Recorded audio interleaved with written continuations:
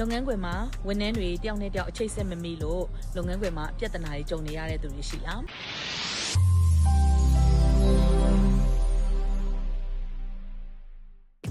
ကျမတို့တွေလုပ်ငန်းခွင်မှာဝန်ထမ်းတွေတယောက်နဲ့တယောက်အချိတ်ဆက်ပို့ပြီးတော့မိဖို့ဆိုလို့ရှိရင်ကျမတို့လုံးသိတဲ့ဒီ communication tools တွေတချို့ဒီမှာမျှဝေပေးခြင်းတယ်အဲ့တော့ number 1ကတော့ daily meeting ဖြစ်တယ်အဲ့တော့နေ့စဉ်အစည်းအဝေးတွေကအရန်ထိရောက်တယ်အဲ့တော့နေ့စဉ်အစည်းအဝေးတွေကိုကျမတို့ကထိရောက်လုပ်တာဒီတယောက်နဲ့တယောက်ပို့ပြီးတော့အချိတ်ဆက်မိစေတယ်အဲ့တော့နေ့စဉ်အစည်းအဝေးတွေကိုထိရောက်အောင်ဘယ်လိုလုပ်ကြမလဲအဲ့တော့ကျမတို့တွေနေ့စဉ်အစည်းအဝေးတွေကျမတို့အလုပ်ကိုဝင်တဲ့အချိန်မှာစပြီးတော့လုပ်တင်တယ်ဥပမာအလုပ်ကမနေ့ပိုင်းကိုအလုပ်စတယ်ဆိုလို့ရှိရင်အဲ့ဒီမနေ့မှာသူတို့ရဲ့နော်တူရဌာနတွေစုပြီးတော့ကျမတို့တွေmeeting လေးတွေလုပ်ခိုင်းလို့ရတယ်အဲ့တော့အဲ့ meeting ဒီ standard meeting ဖြစ်တယ်ထိုင်ပြီးတော့လုပ်ရတဲ့ meeting မဟုတ်ဘဲနဲ့ method ရက်ပြီးတော့လုပ်ရတဲ့ meeting လိုမျိုးဖြစ်တယ်အဲ့တော့ဒီ meeting တွေမှာသူတို့ဘာတွေဆွေးနွေးကြမလဲအဲ့တော့ကျမတို့မနေ့ပိုင်းမှာလုပ်တဲ့ meeting ဖြစ်တဲ့အတွက်မနေ့တုန်းကအကြောင်းအရာတွေဆွေးနွေးမယ်အဲ့တော့မနေ့တုန်းကလုပ်ငန်းခွင်မှာဘယ်လိုပြဿနာတွေရှိခဲ့လဲ customer တွေနဲ့ပတ်သက်ပြီးတော့ဘယ်လို complaint တွေရှိခဲ့လဲလုပ်ငန်းခွင်မှာ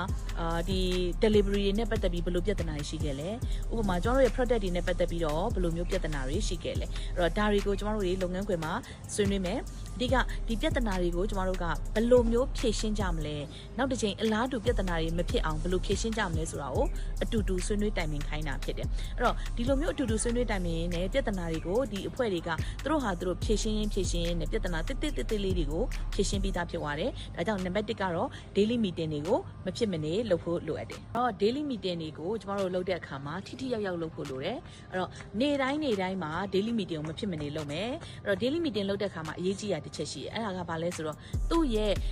ဒီလုပ်ငန်း function တူတဲ့သူတွေကိုစုထားပေးဖို့လိုအပ်တယ်ဥပမာအယောင်းဆိုရင်အယောင်းဝန်ထမ်းတွေတည်တံ့စုပြီးတော့ daily meeting လုပ်ခိုင်းတာမျိုး production ဆို production မှာဆိုရင်ကျွန်တော် packaging ကအဖွဲ့က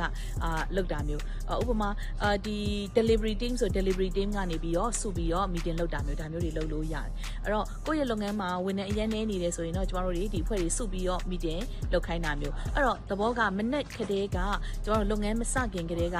ဒီနေ့တနေ့ဒါမှဘသူကဘာလုပ်မဲဆိုတာကိုစီစဉ်ပြီးသားဖြစ်သွားတယ်မနေ့ကပြဿနာတွေကိုဒီနေ့မှထပ်ပြီးတော့မဖြစ်အောင်ဖြေရှင်းပြီးသားဖြစ်သွားတယ်ပြီးတယောက်နဲ့တယောက်လည်းအချိတ်ဆက်တွေပို့ပြီးတော့မိသွားတယ်အဲ့တော့ကျွန်တော်လုပ်ငန်းခွင်မှာတယောက်နဲ့တယောက်ဝန်ထမ်းတွေပို့ပြီးအချိတ်ဆက်ကောင်းတွေရလာဖို့အတွက်မိလာဖို့အတွက်ဆိုလို့ရှိရင်နံပါတ်1ကတော့ daily meeting ကိုထိရောက်လုပ်ပါအဲ့တော့နံပါတ်2ကတော့ကျွန်တော်ဒီမှာမျှဝေပေးချင်တာက logbook စနစ်ဖြစ်တယ်logbook ဆိုတာဘာနဲ့တူလဲဆိုရင်ကျွန်တော်တို့တွေဒီဝန်ထမ်းတယောက်သူဘာလုပ်ခဲ့တယ်ဆိုတဲ့ဟာကိုနောက်ဝန်ထမ်းတယောက်ကသိနေအောင်လုပ်ပေးရမျိုးအဲ့တော့တစ်ခါတည်းမှာဒီဝန်ထမ်းလုပ်ခဲ့တဲ့ဟာဒီဝန်ထမ်းကဒီနေ့အလုပ်မလာလို့ခွင့်ယူလိုက်တဲ့အခါမှာသူဘာလုပ်ခဲ့လဲဆိုတာမသိတဲ့အတွက်နောက်လူတွေကပြဿနာတက်ရတယ်ဆိုတော့ဒီလိုမျိုးမဖြစ်အောင်ကျွန်တော်ဘာလုပ်လို့ရလဲဆိုရင် logbook စနစ်လေးကိုလည်းထိရောက်လုပ်ထားလို့ရတယ်logbook ကိုရေးတဲ့အခါမှာကျွန်တော်တို့ကအလုပ်ပြီးတဲ့အချိန်ဒါမှမဟုတ်အလုပ်ဆင်းတဲ့အချိန်เนาะအဲ့အချိန်မှာကျွန်တော်အတူတူရေးတယ်အဲ့တော့စာအုပ်တုပ်ထဲမှာစုပြီးတော့ဒီနေ့တစ်နေ့ဒါထူးခြားချက်လေးတွေကို logbook ထဲမှာရေးခဲ့တယ်ရေးခဲ့ပြီးလို့ရှိရင်ကျွန်တော်တို့ကနောက်နေ့အလုပ်တက်တဲ့အချိန်မှာရှေ့ဘက်ကရေးခဲ့တဲ့ဟာတွေကျွန်တော်ဘာလုပ်လဲဆိုပြန်ပြီးတော့ဖတ်ကြတယ်အဲ့တော့ဖတ်ကြတဲ့အတွက်မနေ့တုန်းကသူဘာဖြစ်ခဲ့လဲဘာထူးခြားမှုတွေလုပ်ခဲ့လဲ client နဲ့ဘယ်လို appointment တွေလုပ်ခဲ့လဲအဲ့ဒါတွေကိုကျွန်တော်တို့သိပြီးသားဖြစ်သွားတယ်အဲ့အတွက်ကြောင့်မလို့ဒီနေ့ဒီဝန်ထမ်းအလုပ်မလာခဲ့ရင်တော့မှသူဘာတွေမနေ့တုန်းကလုပ်ခဲ့လဲဆိုတော့ကျွန်တော်တို့သိရအဲ့အတွက်ကြောင့်မလို့ logbook စနစ်ကိုသုံးလို့ရတယ်အဲ့တော့ဒီဗီဒီယိုလေးမှာတော့ကျွန်မကဒီ daily meeting ကိုဘယ်လိုလုပ်ရမလဲ logbook တွေဘယ်လိုရေးရမလဲဆိုတာကိုမျှဝေခဲ့တယ်အဲ့ဒါလေးကိုလက်တွေ့အသုံးချကြည့်ပါ